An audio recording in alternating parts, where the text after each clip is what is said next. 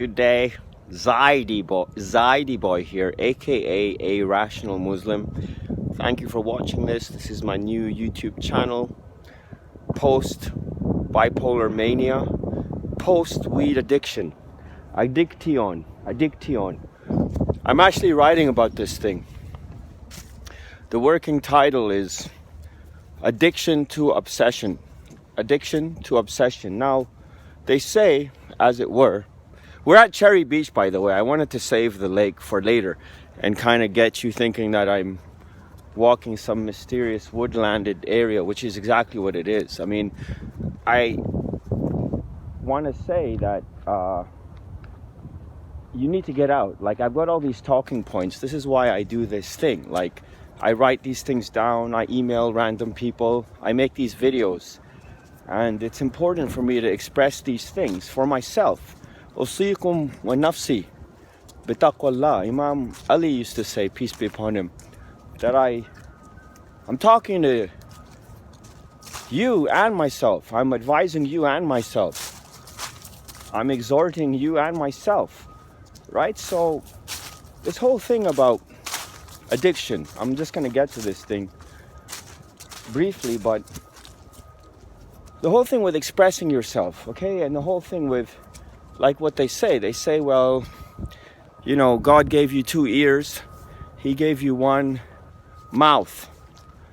This makes a lot of sense, of course, right? He gave you 2 ears, He gave you 1 mouth. And so now you should listen twice as much as you speak. And then they go on. If this is enough, as far as I'm concerned, and this is just hyperbole. Like, this is like the Quran says, that they're simply conjecturing. They don't really know what they're talking about. And it says this statement often, and it says this statement in places where you might not expect it. It says, for example, well, they say, we are simply following what our parents taught us and what our ancestors did.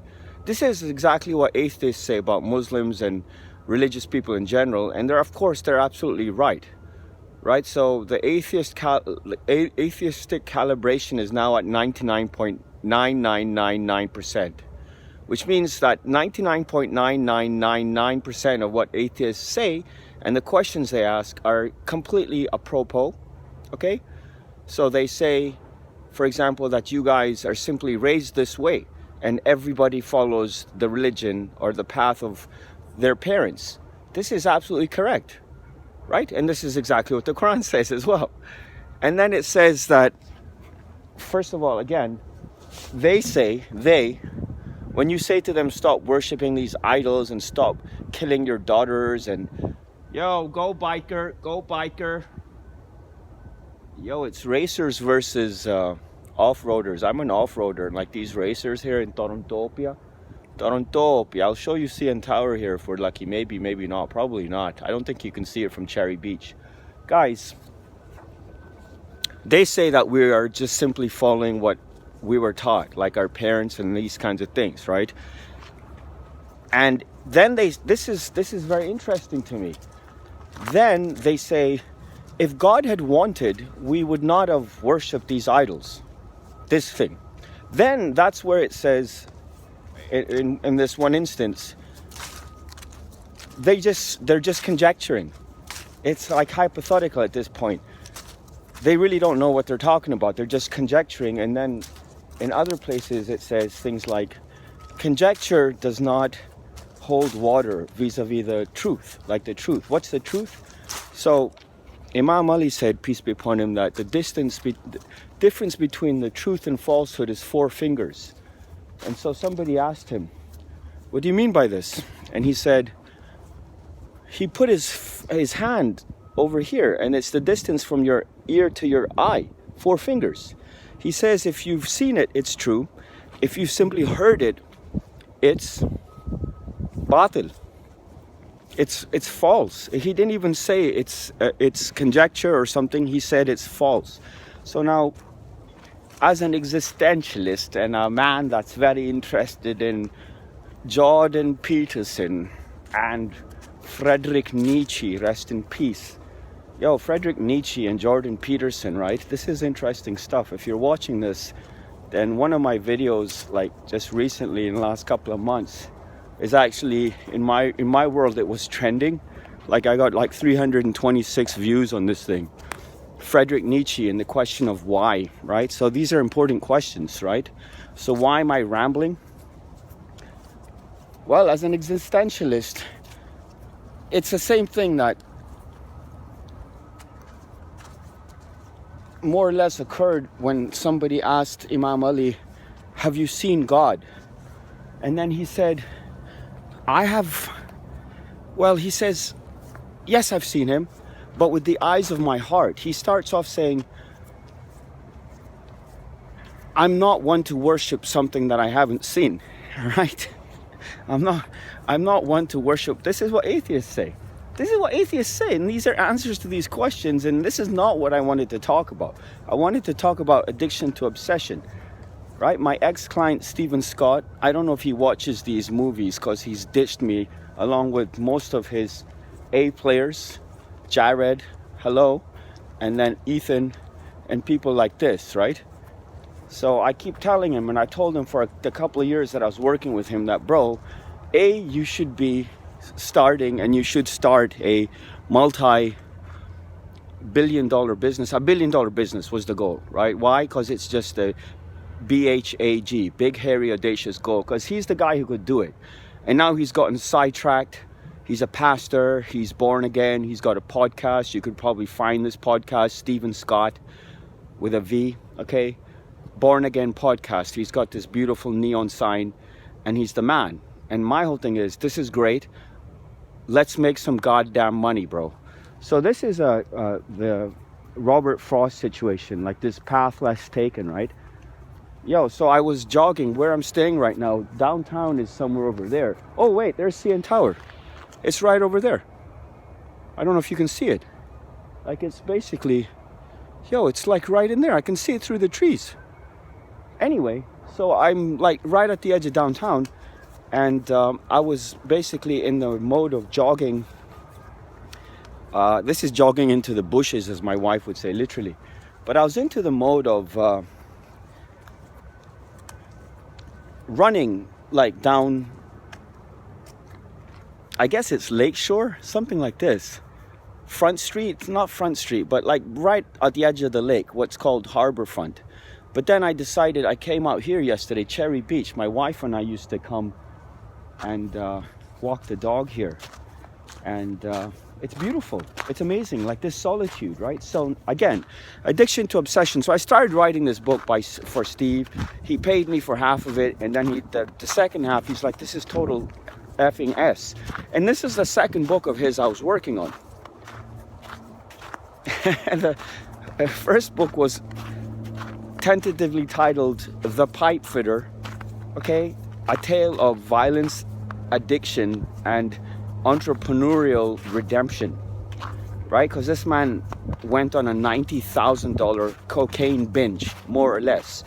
And I met this guy, and we were at turning points in our lives, and my wife had just kicked me out the house.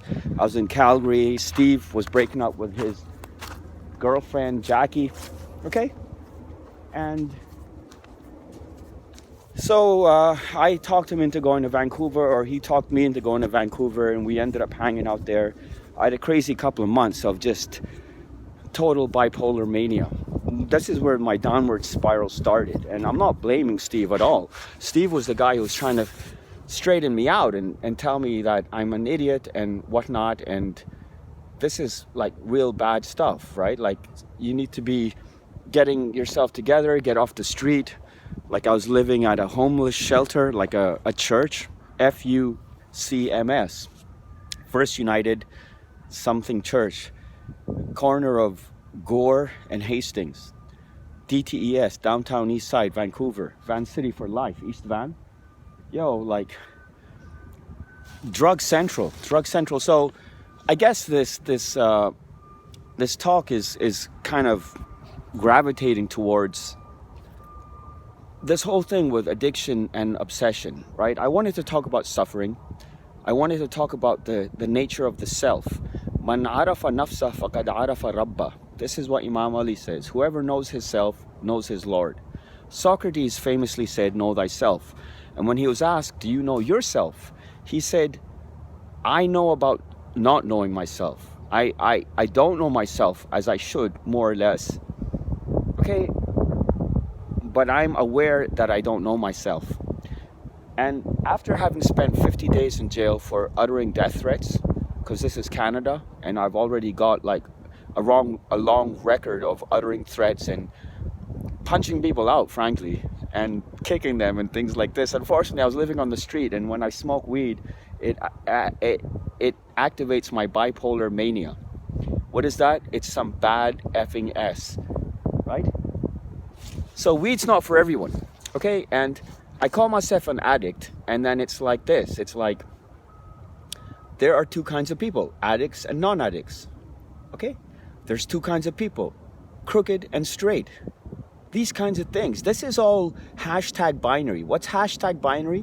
Just go to Twitter and type in hashtag binary into the search and then read some of that stuff. That's what that is right there, the hashtag. Hashtag is simply a pointer saying, this conversation is about this thing. I love Twitter so much, and at one point I had thousands of followers, a lot of them fake, of course, and then Elon Musk took over, and now I've got hundreds of followers. I don't blame this guy at all. By the way, my whole thing is you should buy Twitter stock. I would if I had money. I do have money, but I'm a poor man. I don't have money to spend on Twitter stock, right? I was thinking about starting down the path of Bitcoin investing, and this brings me back to Steve Scott and his books, right? This book, Addiction to Obsession. Steve was the guy who basically, I had this dream basically, and Steve was the guy who realized it. A dream of what? Like, more or less, right? It's like, as a consultant and as a guy who wants to be his own solopreneur, right? I want to be able to make money. You need skills to pay the bills, like Shoe Money says, shoemoney.com, right?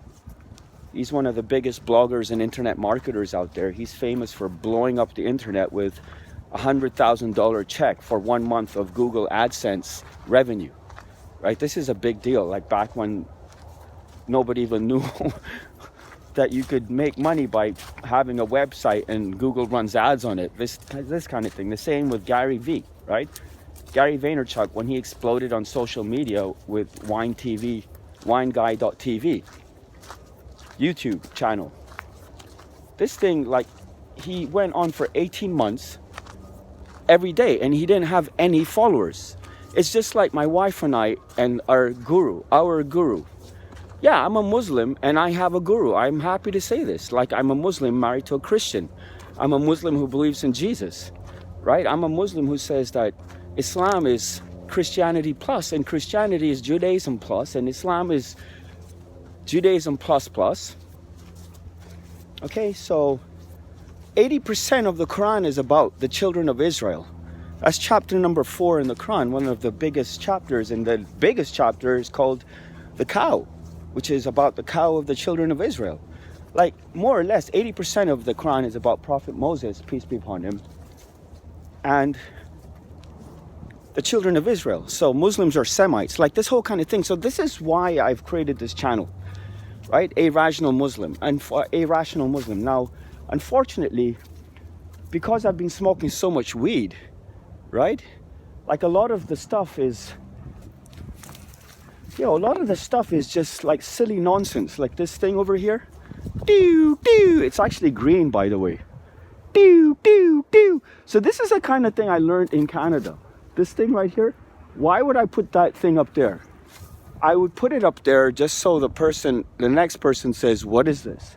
That's not the best place. It's going to fall down. Now, as an accomplished artist and a man of means, right? The way to do this is that you want to thread it. You want to thread it through one of these things. Like I don't have hands for this, but you want to kind of thread it in a way that, there we go, something like this. Right? So, and this is a Canadian thing. Like, what is it? I don't know what it is. They don't teach these kinds of things, like verbally. But you see these kinds of things. You're out on the trail and it's like, what is this thing? And who would put it up there? And hopefully someone realizes it's just a piece of fart. a piece of free art. It's just silly. It's nonsense. Like, it's a pointer. It's a pointer to get you outside of your head, right? Anyway, that's just a random aside. Like, art and marketing are the same thing as sales.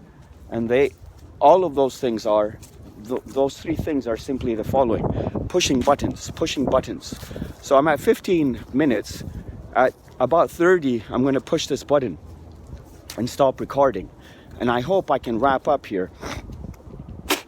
They say that you have one mouth and two ears. This is fine.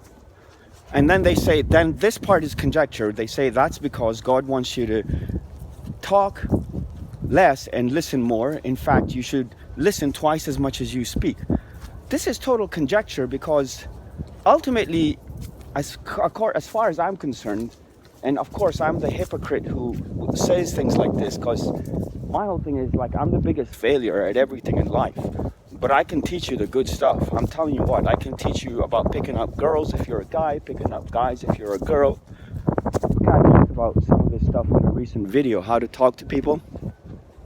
As far as guys are concerned, you got 30 seconds and you say whatever comes out of your mouth. Now, again, you're in a bus, you're in a bar, you're on the street, you see someone and there's that thing that happens, this connection, like the Italianos, they call this the lightning bolt. Lightning bolt? Like, apparently, like, you're in love with this person, like this thing that just happens. You read the book, The Game by Neil Strauss. Okay, Washington Post columnist, writes for the Rolling Stones, interviews people like Britney Spears, and she opens up to him. She's a giggling teenager and he doesn't betray her trust, this kind of guy, and he drives a Corvette. Like, another one of the many people that I hero worship from afar, like this guy. Like, so it's like Alex Becker on YouTube, right? I hero worship this guy, and then he shot me his phone number on WhatsApp, and he's like, get in touch with me. And I got in touch with him, and I was expecting him to tell me about free courses and things like this. Toronto Windsurfing Club, who would have known, right? So that's it. So this whole thing, this whole rambling exploration, right? This has been made it eminently worth it. Windsurfing, that's like one thing I haven't done that I must do. Like surfing, maybe not, but windsurfing, right? And you've seen these guys in the summer here. This is Lake Ontario. It's frozen. It's Cherry Beach, okay? Downtown is over there, and we're heading back. Anyway, so now, wrapping this thing up in 13 minutes. So Steve Scott goes on a $90,000 cocaine binge, okay? And other drugs, I might as well say. And he's the guy who basically hammered the importance of integrity back into my head in terms of truth and integrity here. Like, these are the mainstays of, like, what he talks about, like stuff like this. Like, so it's like Gary Vee has these pillars. I was trying to coach Steve along these lines, right? So when you think Gary Vee, you think empathy, and you think gratitude, and then you think humility. And he literally, like, he's got shirts that say powered by gratitude, and then he'll have a pair of K-Swiss sneakers, like the shoe company K-Swiss makes branded sneakers for this guy, and it says like empathy on the bottom or something like this, right? So that's what he's all about, right? And he's got 2 or 3 pillars like this. Like, 3 pillars is obviously a good number, 3, right? Everything happens in threes. So now Steve has these pillars that we were working on. Integrity is one of them, or truth / integrity, and empathy was one of them, and then outcomes was another, right? So Steve, if you watch this, I know you're not going to watch this, but I still think about these things, bro, and I'm kind of pissed off that you didn't pay me for the second half of my book. Anyway, I'm not really pissed off. I was saying that Steve is a goal in life that I realized, like, as a writer and as a guy who's fanatic about studying success and successful people. Therefore, I had the idea that I would basically ghostwrite books for people. And Steve got me into this thing, and at one point he had other people lined up. And the problem is that Steve is so busy, and I'm such a bipolar addict, BMA, bipolar Muslim addict. new like book I'm writing, more or less, or it's a new kind of handle that I'm thinking about. Like, a rational Muslim's not going to do it, right? A rational Muslim. There was a guy like 100 or so years ago. He was like a Zoroastrian or something like this, and he had like his title or his handle. This was like 100 years ago in marketing, right? So he had a handle called A Rational Zoroastrian or something like this, and it worked out pretty good for him, because I read about it like 100 years later, right? So now I thought A Rational Muslim. So my Gmail address is arationalmuslim@gmail.com, or my consulting Gmail address is fixmysalesprocess@gmail.com. So now, writer, sales marketing and art, pushing buttons like this thing right here. Like, as an artist and someone who's like into these things, this is like total cool stuff right here. Now, what do I do with this thing, right? So I'm gonna just see if I can attach it to this thing. Why? Because this is what you do, right? You do this, and then it's like, there you go, and it's on there. It's like, whatever, it's good enough, right? It's probably gonna fly off there, like, who cares? But it's kind of cool, right? Maybe wrap it around there a couple of times. Why? Because this is called art. It's called fart, free art. Okay, this is the kind of thing I learned in Toronto and in Canada in general. I want to just say this again. Like, I am fanatic about Canada. I'm fanatic about Canucks. And they are, as far as I'm concerned, an enlightened race. An enlightened race, right? So I'm trying to tie a knot in this goddamn thing. And look, lo and behold, one-handed knot, guys. How about that? That's not bad, right, guys? One-handed knot. I'm gonna have to center in here and grab this. Okay, so now it's tied on there.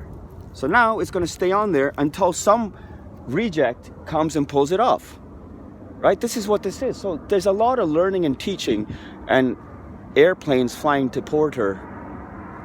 Doo, doo, doo. The guy can probably see me pointing and trying to zoom in on him. There he goes. Right? Because pilots pay attention. Of course they pay attention.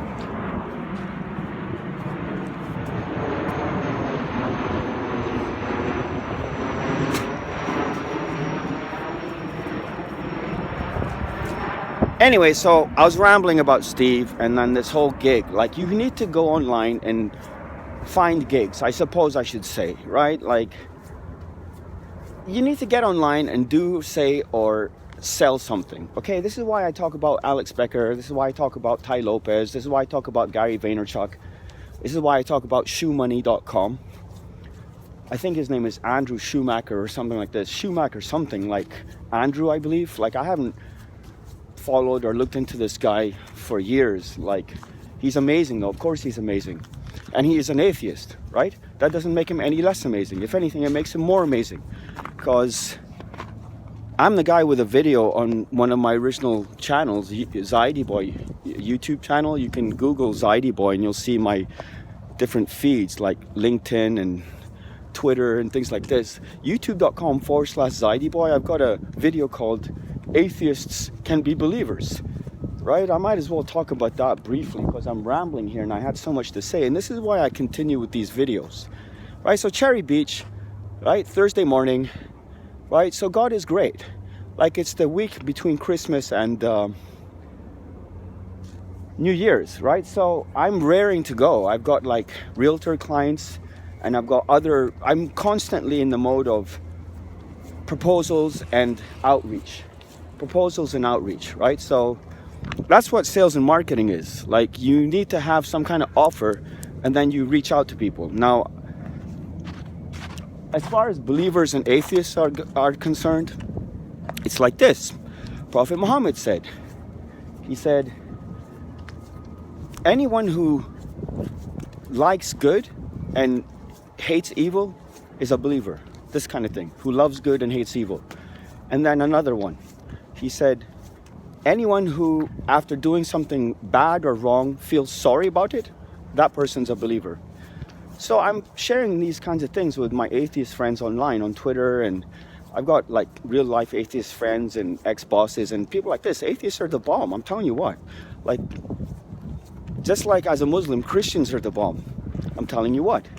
right? Christians are the bomb. Like meeting and marrying my wife, and eventually after 20 years of this, almost, like it was our 18th anniversary, and she gave me like a new ring and all this kind of stuff, and we're still separated because of my bipolar issues, right? Which takes me round back to addiction and obsession, which I want to talk about. But my atheist friend, one of them,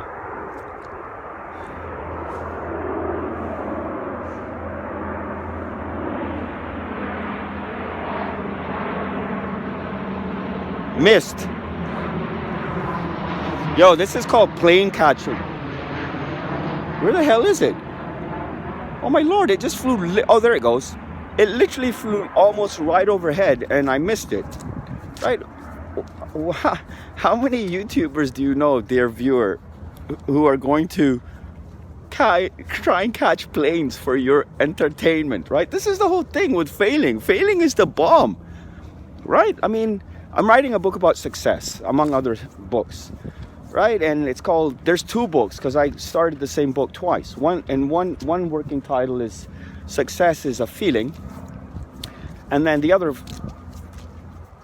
for the other book, like, because I had the same book on two different YouTube channels. Success is a mindset, right? So, and of course a mindset creates the feeling and this kind of thing, right? Feeling creates the mindset, thoughts and emotions. Anyway, rambling, going around in circles. My atheist friend online, I told him that a believer is anyone who loves good and hates evil, and a believer is anyone who, when they feel sorry, when they do something bad, they feel sorry. This guy says, well, he's like, yo, that's me. He's like, how's that different from me, right? How's that different from me? Anyway, I'm pretending to do useful things. I'm being an idiot. I need to like wrap this up here very quickly. So now, again, Cherry Beach, middle of the working day, but it's empty, right? It's empty because it's the holiday, right? And basically, solitude is something I mentioned yesterday. Okay, solitude is a big thing of mine.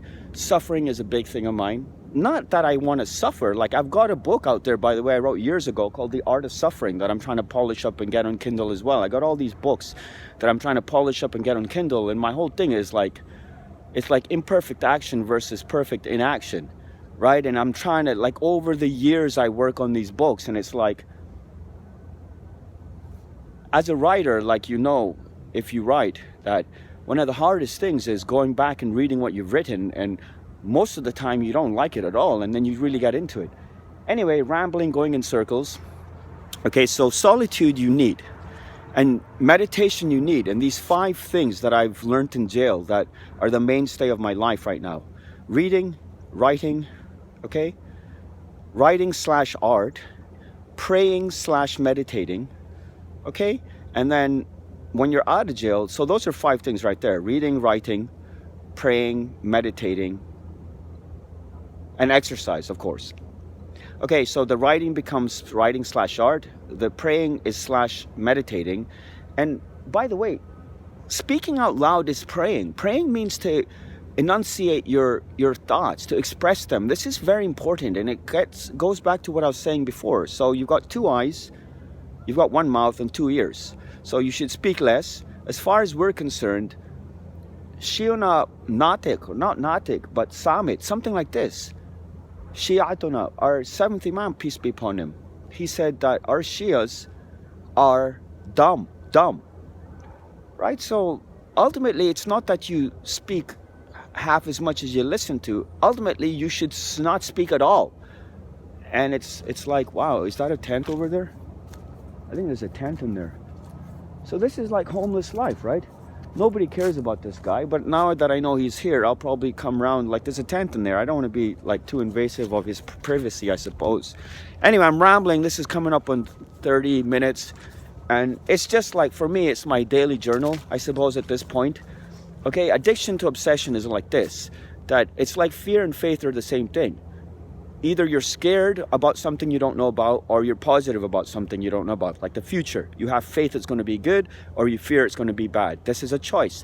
Addiction can become an obsession, and obsession is a good form of addiction. And I'll talk about this later. Over and out. Thank you for visiting, and see you later.